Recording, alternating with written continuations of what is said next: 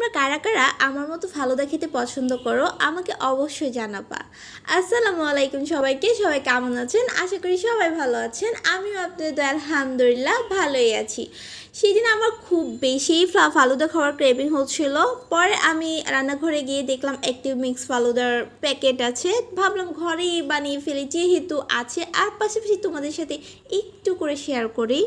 আমি এখানে half litre থেকে একটু বেশি দুধ দিয়েছিলাম চুলাতে ঘন হওয়ার জন্য। পাশাপাশি আমি জেলিটা তৈরি করে নিয়েছিলাম। জেলিটা তোমরা চাইলে আগার আগার পাউডার আর চিনি ফুড কালার দিয়ে ঘরে রেডি করে ফেলতে পারো। যদিও আমি এই জেলিটি ওই প্যাকেটের মধ্যে থাকা যে জেলির প্যাকেট থাকে ওই জেলির প্যাকেট দিয়েই তৈরি করছিলাম।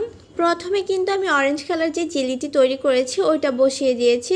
সর্বোচ্চ তোমাদের যদি তোমরা পানি কম দিয়ে জেলিটি বসাতে চাও তোমাদের তেমন একটা টাইম লাগবে না, সর্বোচ্চ 10 থেকে 15 মিনিট। পাশের চুলাতে আমার ফালুদা মিক্সটিও আমি ঢেলে দিয়েছিলাম। দুধটি যখন ঘন হয়ে এসেছে আমার ফালুদার মিক্সটিও কিন্তু পাশা রেডি হয়ে গিয়েছিল। সেদিন ফ্রিজে আইসক্রিম ছিল না, তাই আমি ফ্রিজে ছিল ঠান্ডা ঠান্ডা তরমুজ আর মোটামুটি যা যা ফল ছিল তা দিয়ে বাদাম টাদাম কিশমিশ চা ছিল, মোটামুটি সব কিছু দিয়েই আমি ফালুদাটি রেডি করেছিলাম।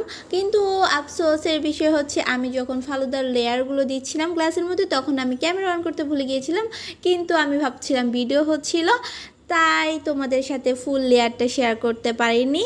কেমন হলো আজকের ফালুদাটি অবশ্যই জানাবো। তবে আমার খেতে অনেক ভালো লেগেছে, ঠান্ডা ঠান্ডা ইয়াম্মি ছিল।